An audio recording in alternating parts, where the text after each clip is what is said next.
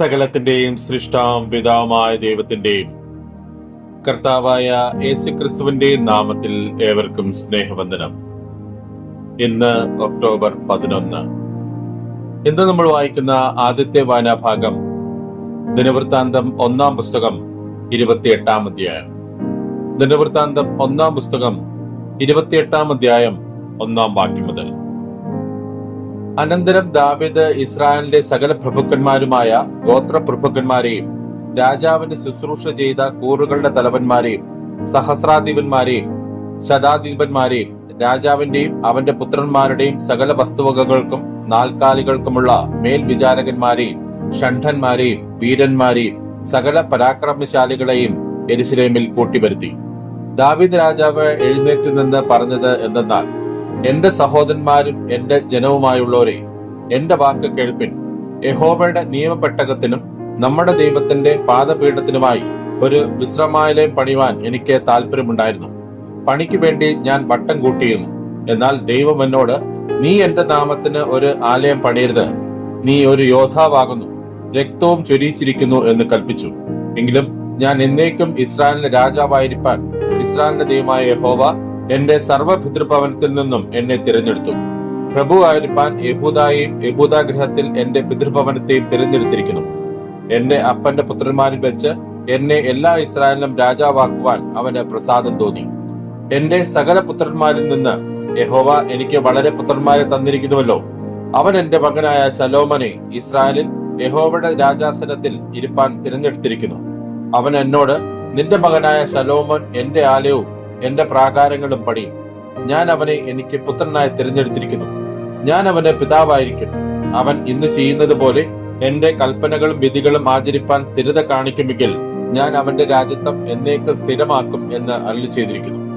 ആകയാൽ യഹോവയുടെ സഭയായ എല്ലാ ഇസ്രായേലും കാണുകയും നമ്മുടെ ദൈവം കേൾക്കുകയും ഞാൻ പറയുന്നത്, നിങ്ങൾ ഈ നല്ല ദേശം അനുഭവിക്കുകയും പിന്നത്തേതിൽ അത് നിങ്ങളുടെ മക്കൾക്ക് ശാശ്വതാവകാശമായി വെച്ചേക്കുകയും ചെയ്യേണ്ടതിന് നിങ്ങളുടെ ദൈവമായ യഹോവയുടെ കൽപ്പനകളൊക്കെയും ആചരിക്കുകയും ഉപേക്ഷിക്കാതിരിക്കുകയും ചെയ്യുവിൻ. നീയോ എന്റെ മകനെ ശലോമോനെ, നിന്റെ അപ്പന്റെ ദൈവത്തെ അറിയുകയും അവനെ പൂർണ്ണ ഹൃദയത്തോടും നല്ല മനസ്സോടും കൂടി സേവിക്കുകയും ചെയ്യുക. യഹോവ സർവ്വഹൃദയങ്ങളെയും പരിശോധിക്കുകയും വിചാരങ്ങളും നിരൂപണങ്ങളും എല്ലാം ഗ്രഹിക്കുകയും ചെയ്യുന്നു. നീ അവനെ അന്വേഷിക്കുന്നുവെങ്കിൽ അവനെ കണ്ടെത്തും, ഉപേക്ഷിക്കുന്നുവെങ്കിലോ അവൻ നിന്നെ എന്നേക്കും തള്ളിക്കളയും. ആകയാൽ സൂക്ഷിച്ചു കൊള്ളുക. വിശുദ്ധ മന്ദിരമായ ഒരു ആലയം പണിവാൻ യഹോവ നിന്നെ തിരഞ്ഞെടുത്തിരിക്കുന്നു. ധൈര്യപ്പെട്ട് അത് നടത്തിക്കൊള്ളുക. പിന്നെ ദാവീദ് തന്റെ മകനായ ശലോമോന് ദേവാലയത്തിന്റെ മണ്ഡപം, ഉപഗ്രഹങ്ങൾ, ഭണ്ഡാരഗൃഹങ്ങൾ, മാളിക മുറികൾ, അറകൾ, കൃപാസന ഗൃഹം എന്നിവയുടെ മാതൃക കൊടുത്തു. യഹോവയുടെ ആലയം, പ്രാകാരങ്ങൾ, ചുറ്റുമുള്ള എല്ലാ അറകൾ, ദേവാലയത്തിന്റെ ഭണ്ഡാരഗൃഹങ്ങൾ, നിവേദിത വസ്തുക്കളുടെ ഭണ്ഡാരം, പുരോഹിതന്മാരുടെയും ലേബരുടെയും കൂറുകൾ, യഹോവയുടെ ആലയത്തിലെ സകല ശുശ്രൂഷയുടെയും വേല, യഹോവയുടെ ആലയത്തിലെ ശുശ്രൂഷയ്ക്കുള്ള സകല പാത്രങ്ങൾ എന്നിവയെല്ലാറ്റിനെയും കുറിച്ച് തന്റെ മനസ്സിലുണ്ടായിരുന്ന മാതൃകാ വിവരവും അവന് കൊടുത്തു. അതത് ശുശ്രൂഷയ്ക്കുള്ള ഉപകരണങ്ങൾക്കൊക്കെയും പൊന്നുകൊണ്ടുള്ള ഉപകരണങ്ങൾക്ക് തൂക്കപ്രകാരം പൊന്നും, അതത് ശുശ്രൂഷയ്ക്കുള്ള ഉപകരണങ്ങൾക്കൊക്കെയും വെള്ളി കൊണ്ടുള്ള ഉപകരണങ്ങൾക്കൊക്കെയും തൂക്കപ്രകാരം വെള്ളിയും, പൊൻവിളക്ക് തണ്ടുകൾക്കും അവയുടെ സ്വർണ്ണ ദീപങ്ങൾക്കും വേണ്ടുന്ന തൂക്കമായി ഓരോ വിളക്ക് തണ്ടിനും അതിന്റെ ദീപങ്ങൾക്കും തൂക്കപ്രകാരം പൊന്നും വെള്ളിയും കൊണ്ടുള്ള വിളക്ക് തണ്ടുകൾക്ക് ഓരോ തണ്ടിന്റെയും ഉപയോഗത്തിന് തക്കവണ്ണം അതതിന്റെ തണ്ടിനും അതതിന്റെ ദീപങ്ങൾക്കും തൂക്കപ്രകാരം വെള്ളിയും കൊടുത്തു. കാഴ്ചയപ്പത്തിന്റെ മേശകൾക്ക് ഓരോ മേശയ്ക്ക് വേണ്ടുന്ന പൊന്നും വെള്ളി കൊണ്ടുള്ള മേശകൾക്ക് വേണ്ടുന്ന വെള്ളിയും തൂക്കപ്രകാരം കൊടുത്തു. മുൾകൊളുത്തുകൾക്കും കലശങ്ങൾക്കും കുടങ്ങൾക്കും വേണ്ടുന്ന തങ്കവും, പൊൻകിണ്ടികൾക്ക് ഓരോ കിണ്ടിക്ക് തൂക്കപ്രകാരം വേണ്ടുന്ന പൊന്നും ഓരോ വെള്ളിക്കിണ്ടിക്ക് തൂക്കപ്രകാരം വേണ്ടുന്ന വെള്ളിയും കൊടുത്തു. ധൂപപീഠത്തിന് തൂക്കപ്രകാരം വേണ്ടുന്ന ഊതിക്കഴിച്ച പൊന്നും, ചിറകു വിരിച്ച യഹോവയുടെ നിയമപെട്ടകം മൂടുന്ന കെരൂബുകളായ രഥമാതൃകയ്ക്ക് വേണ്ടുന്ന പൊന്നും കൊടുത്തു. ഇവയെല്ലാം ഈ മാതൃകയുടെ എല്ലാ പണികളും യഹോവ എനിക്ക് വേണ്ടി തന്റെ കൈകൊണ്ട് എഴുതിയ രേഖാമൂലം എന്നെ ഗ്രഹിപ്പിച്ചിരിക്കുന്നു എന്ന് ദാവീദ് പറഞ്ഞു. പിന്നെയും ദാവീദ് തന്റെ മകനായ ശലോമോനോട് പറഞ്ഞത്, ബലപ്പെട്ട് ധൈര്യം കൊണ്ട് പ്രവർത്തിച്ചു കൊള്ളുക, ഭയപ്പെടരുത്, ഭ്രമിക്കുകയും അരുത്. യഹോവയ ദൈവം, എന്റെ ദൈവം തന്നെ നിന്നോട് കൂടെയുണ്ട്. യഹോവയുടെ ആലയത്തിലെ ശുശ്രൂഷയ്ക്കുള്ള എല്ലാ വേലയും നീ നിവർത്തിക്കും വരെ അവൻ നിന്നെ കൈവിടുകയില്ല, ഉപേക്ഷിക്കുകയുമില്ല. ഇതാ, ദേവാലയത്തിലെ സകല ശുശ്രൂഷയ്ക്കും വേണ്ടി പുരോഹിതന്മാരുടെയും ലേവ്യരുടെയും കൂറുകൾ ഉണ്ടല്ലോ. ഓരോവിധ ശുശ്രൂഷയ്ക്കും മനസ്സും സാമർഥ്യവുമുള്ള ഏവരും എല്ലാ വേലയ്ക്കായിട്ടും നിന്നോടുകൂടെയുണ്ട്. പ്രഭുക്കന്മാരും സർവ്വജനവും നിന്റെ കൽപ്പനയ്ക്കൊക്കെയും വിധേയരായിരിക്കും. ഇന്ന് നമ്മൾ വായിക്കുന്ന രണ്ടാമത്തെ വായനാഭാഗം യെഹെസ്കേൽ പ്രവാചകന്റെ പുസ്തകം 37-ാം അധ്യായം. യെഹെസ്കേൽ പ്രവാചകന്റെ പുസ്തകം 37-ാം അധ്യായം 1-ാം വാക്യം മുതൽ. യഹോവയുടെ കൈ എന്റെ മേൽ വന്ന് യഹോവയുടെ ആത്മാവിൽ എന്നെ പുറപ്പെടുവിച്ച് താഴ്വരയുടെ നടുവിൽ നിർത്തി. അത് അസ്ഥികൾ കൊണ്ട് നിറഞ്ഞിരുന്നു. അവൻ എന്നെ അവയുടെ ഇടയിൽ കൂടി ചുറ്റി ചുറ്റി നടക്കുമാറാക്കി. അവ താഴ്വരയുടെ പരപ്പിൽ എത്രയും അധികമായിരുന്നു. അവ ഏറ്റവും ഉണങ്ങിയുമിരുന്നു. അവൻ എന്നോട്, മനുഷ്യപുത്ര, ഈ അസ്ഥികൾ ജീവിക്കുമോ എന്ന് ചോദിച്ചു. അതിന് ഞാൻ, യഹോവയ കർത്താവേ, നീ അറിയുന്നു എന്ന് ഉത്തരം പറഞ്ഞു. അവൻ എന്നോട് കൽപ്പിച്ചത്, നീ ഈ അസ്ഥികളെ കുറിച്ച് പ്രവചിച്ച് അവയോട് പറയേണ്ടത്, ഉണങ്ങിയ അസ്ഥികളെ, യഹോവയുടെ വചനം കേൾപ്പിൻ. യഹോവയ കർത്താവ് ഈ അസ്ഥികളോട് ഇപ്രകാരം അരുളിച്ചെയ്യുന്നു, നിങ്ങൾ ജീവിക്കേണ്ടതിന് ഞാൻ നിങ്ങളിൽ ശ്വാസം വരുത്തും. ഞാൻ നിങ്ങളുടെ മേൽ ഞരമ്പ് വെച്ച് മാംസം പിടിപ്പിച്ച് നിങ്ങളെ തൊക്കുകൊണ്ട് പൊതിഞ്ഞ് നിങ്ങൾ ജീവിക്കേണ്ടതിന് നിങ്ങളിൽ ശ്വാസം വരുത്തും. ഞാൻ യഹോവ എന്ന് നിങ്ങൾ അറിയും. എന്നോട് കൽപ്പിച്ചതുപോലെ ഞാൻ പ്രവചിച്ചു. ഞാൻ പ്രവചിച്ചു കൊണ്ടിരിക്കുമ്പോൾ ഒരു മുഴക്കം കേട്ടു. ഉടനെ ഒരു ഭൂകമ്പം ഉണ്ടായി. അസ്ഥി അസ്ഥിയോട് വന്ന് ചേർന്നു. പിന്നെ ഞാൻ നോക്കി, അവയുടെ മേൽ ഞരമ്പും മാംസവും വന്നതും അവയുടെ മേൽ തൊക്ക് പൊതിഞ്ഞതും കണ്ടു. എന്നാൽ ശ്വാസം അവയിൽ ഇല്ലാതെയിരുന്നു. അപ്പോൾ അവൻ എന്നോട് കൽപ്പിച്ചത്, കാറ്റിനോട് പ്രവചിക്ക. മനുഷ്യപുത്ര, നീ പ്രവചിച്ച് കാറ്റിനോട് പറയേണ്ടത്, യഹോവയായ കർത്താവ് ഇപ്രകാരം അരുളിച്ചെയ്യുന്നു, ശ്വാസമേ, നീ 4 കാറ്റുകളിൽ നിന്നും വന്ന് ഈ നിഹതന്മാർ ജീവിക്കേണ്ടതിന് അവരുടെ മേൽ ഊതുക. അവൻ എന്നോട് കൽപ്പിച്ചതുപോലെ ഞാൻ പ്രവചിച്ചപ്പോൾ ശ്വാസം അവരിൽ വന്നു. അവർ ജീവിച്ച് ഏറ്റവും വലിയ സൈന്യമായി നിവർന്നു നിന്നു. പിന്നെ അവൻ എന്നോട് അരുളിച്ചെയ്തത്, മനുഷ്യപുത്ര, ഈ അസ്ഥികൾ ഇസ്രായേൽ ഗൃഹമൊക്കെയുമാകുന്നു. ഞങ്ങളുടെ അസ്ഥികൾ ഉണങ്ങി, ഞങ്ങളുടെ പ്രത്യാശയ്ക്ക് ഭംഗം വന്നു, ഞങ്ങൾ തീരെ മുടിഞ്ഞിരിക്കുന്നു എന്ന് അവർ പറയുന്നു. അതുകൊണ്ട് നീ പ്രവചിച്ച് അവരോട് പറയേണ്ടത്, യഹോവയായ കർത്താവ് ഇപ്രകാരം അരുളിച്ചെയ്യുന്നു, എന്റെ ജനമേ, ഞാൻ നിങ്ങളുടെ ശവക്കുഴി തുറന്ന് നിങ്ങളെ ശവക്കുഴിയിൽ നിന്ന് കയറ്റി ഇസ്രായേൽ ദേശത്തേക്ക് കൊണ്ടുപോകും. അങ്ങനെ എന്റെ ജനമേ, ഞാൻ നിങ്ങളുടെ ശവക്കുഴി തുറന്ന് നിങ്ങളെ ശവക്കുഴിയിൽ നിന്ന് കയറ്റുമ്പോൾ ഞാൻ യഹോവയെന്ന് നിങ്ങൾ അറിയും. നിങ്ങൾ ജീവിക്കേണ്ടതിന് ഞാൻ എന്റെ ആത്മാവിനെ നിങ്ങളിലാക്കും. ഞാൻ നിങ്ങളെ സ്വദേശത്ത് പാർപ്പിക്കും. യഹോവയായ ഞാൻ അരുളിച്ചെയ്ത് നിവർത്തിച്ചുമിരിക്കുന്നു എന്ന് നിങ്ങൾ അറിയുമെന്ന് യഹോവയുടെ അരുളപ്പാട്. യഹോവയുടെ അരുളപ്പാട് എനിക്കുണ്ടായതെന്തെന്നാൽ, മനുഷ്യപുത്ര, നീ ഒരു കോലെടുത്ത് അതിന്മേൽ യഹൂദായ്ക്കും അവനോട് ചേർന്നിരിക്കുന്ന ഇസ്രായേൽ മക്കൾക്കും എന്ന് എഴുതി വെക്കാം. പിന്നെ മറ്റൊരു കോലെടുത്ത് അതിന്മേൽ എഫ്രൈമിന്റെ കോലായ യോസേഫിനും അവനോട് ചേർന്നിരിക്കുന്ന ഇസ്രായേൽ ഗൃഹത്തിനൊക്കെയും എന്ന് എഴുതി വെക്കാം. പിന്നെ നീ അവയെ ഒരു കോലായി ഒന്നോടൊന്ന് ചേർക്കുക. അവ നിന്റെ കയ്യിൽ ഒന്നായി തീരും. ഇതിന്റെ താല്പര്യം എന്തെന്ന് നീ ഞങ്ങളെ അറിയിക്കയില്ലയോ എന്ന് നിന്റെ സ്വജാതിക്കാർ നിന്നോട് ചോദിക്കുമ്പോൾ നീ അവരോട് പറയേണ്ടത്, യഹോവയായ കർത്താവ് ഇപ്രകാരം അരുളിച്ചെയ്യുന്നു, ഞാൻ എഫ്രൈമിന്റെ കയ്യിലുള്ള യോസേഫിൻ കോലിനെയും അവനോട് ചേർന്നിരിക്കുന്ന ഇസ്രായേൽ ഗോത്രങ്ങളെയും എടുത്ത് അവരെ അവനോട് യഹൂദായുടെ കോലിനോട് തന്നെ ചേർത്ത് ഒരു കോലാക്കും. അവർ എന്റെ കയ്യിൽ ഒന്നായിരിക്കും. നീ എഴുതിയ കോലുകൾ അവർ കാണെ നിന്റെ കയ്യിൽ ഇരിക്കണം.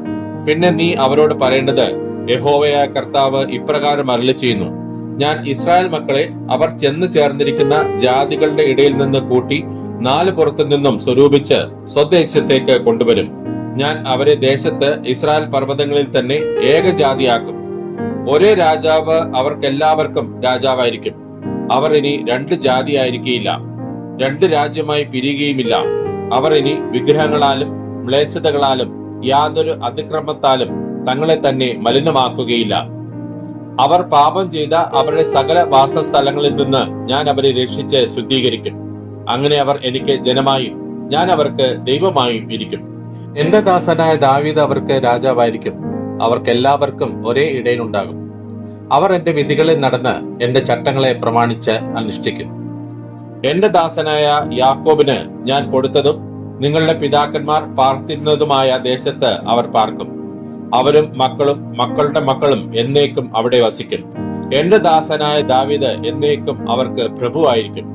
ഞാൻ അവരോട് ഒരു സമാധാന നിയമം ചെയ്യും. അത് അവർക്ക് ഒരു ശാശ്വത നിയമമായിരിക്കും. ഞാൻ അവരെ ഉറപ്പിച്ച് പെരുക്കി അവരുടെ നടുവിൽ എന്റെ വിശുദ്ധ മന്ദിരത്തെ സദാകാലത്തേക്കും സ്ഥാപിക്കും. എന്റെ നിവാസം അവരോടുകൂടെ ഉണ്ടാകും. ഞാൻ അവർക്ക് ദൈവമായും അവർ എനിക്ക് ജനമായും ഇരിക്കും.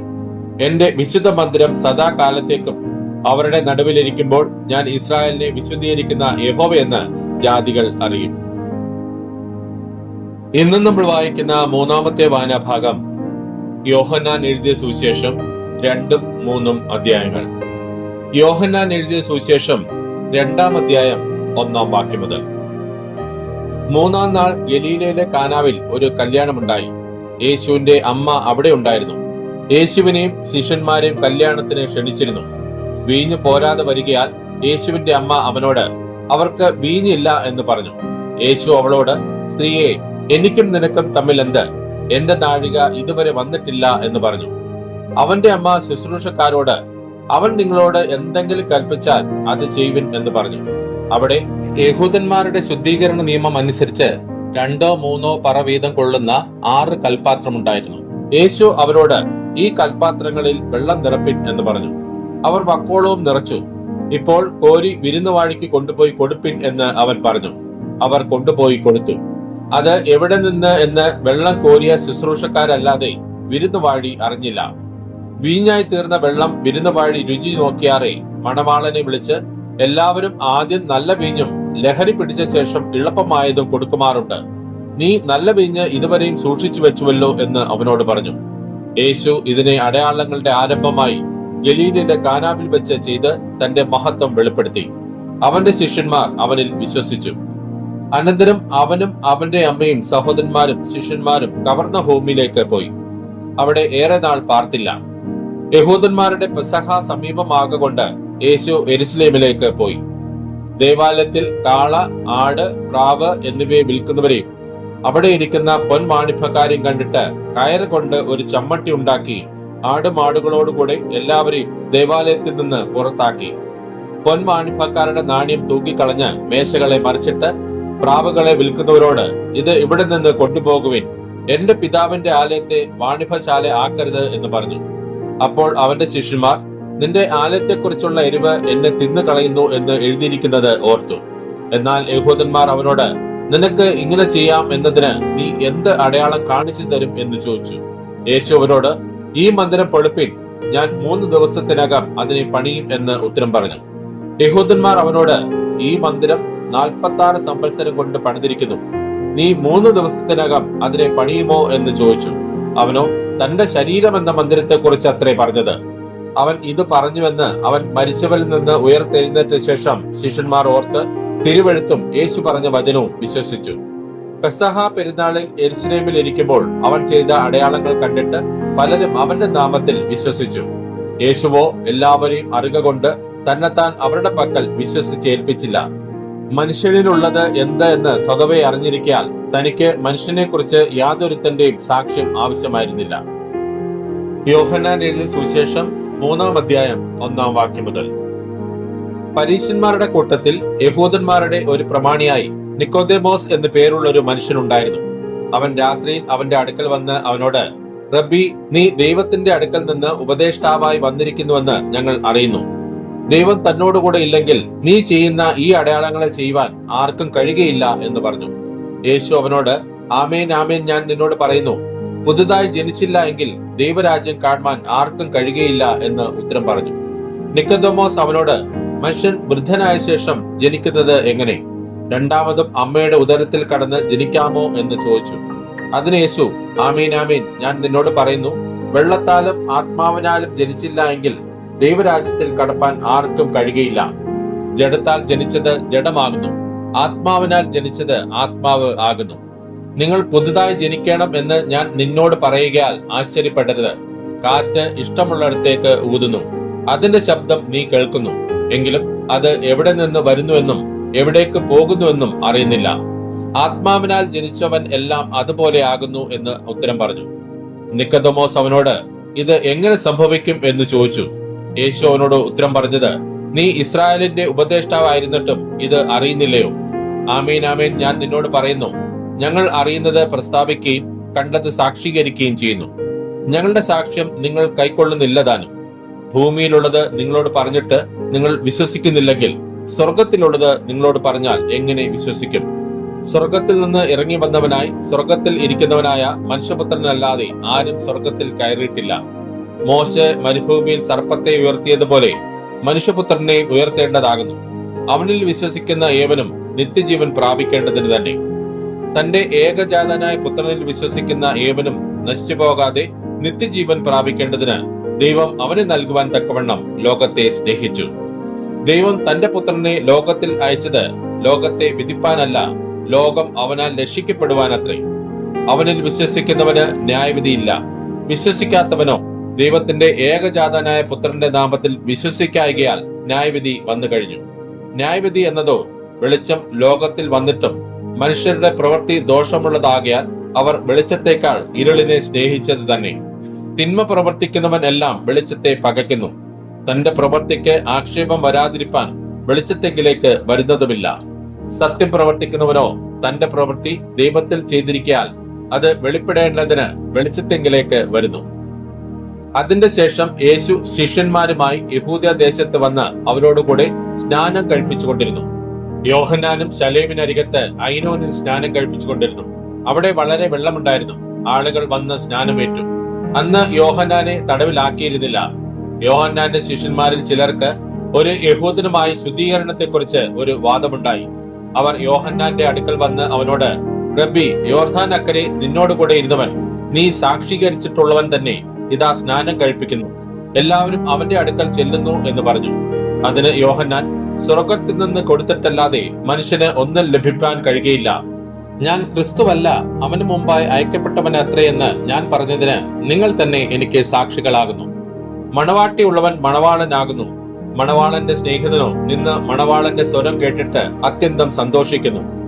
ഈ എന്റെ സന്തോഷം പൂർത്തിയായിരിക്കുന്നു. അവൻ വളരണം, ഞാനോ കുറയണം എന്ന് ഉത്തരം പറഞ്ഞു. മേലിൽ നിന്ന് വരുന്നവൻ എല്ലാവർക്കും മീതെയുള്ളവൻ, ഭൂമിയിൽ നിന്നുള്ളവൻ ഭൗമികൻ ആകുന്നു. ഭൗമികമായത് സംസാരിക്കുന്നു. സ്വർഗത്തിൽ നിന്ന് വരുന്നവൻ എല്ലാവർക്കും മീതെയുള്ളവനായി താൻ കാണുകയും കേൾക്കുകയും ചെയ്തത് സാക്ഷീകരിക്കുന്നു. അവന്റെ സാക്ഷ്യം ആരും കൈക്കൊള്ളുന്നില്ല. അവന്റെ സാക്ഷ്യം കൈക്കൊള്ളുന്നവൻ ദൈവം സത്യവാൻ എന്നുള്ളതിന് മുദ്രയിടുന്നു. ദൈവം അയച്ചവൻ ദൈവത്തിന്റെ വചനം പ്രസ്താവിക്കുന്നു. അവൻ ആത്മാവിനെ അളവ് കൂടാതെയല്ലോ കൊടുക്കുന്നത്. പിതാവ് പുത്രനെ സ്നേഹിക്കുന്നു, സകലവും അവന്റെ കയ്യിൽ കൊടുത്തുമിരിക്കുന്നു. പുത്രനിൽ വിശ്വസിക്കുന്നവന് നിത്യജീവനുണ്ട്. പുത്രനെ അനുസരിക്കാത്തവനോ ജീവനെ കാണുകയില്ല. ദൈവക്രോധം അവന്റെ മേൽ വസിക്കുന്നതേയുള്ളൂ. ഇന്ന് നമ്മൾ വായിച്ചു കേട്ട ഈ വേദഭാഗങ്ങളാൽ പിതാവായ ദൈവത്തിൽ നിന്നും കർത്താവായ ക്രിസ്തുയേശുവിൽ നിന്നും ഏവർക്കും കൃപയും കനിവും സമാധാനവും ഉണ്ടാകട്ടെ. ആമേൻ.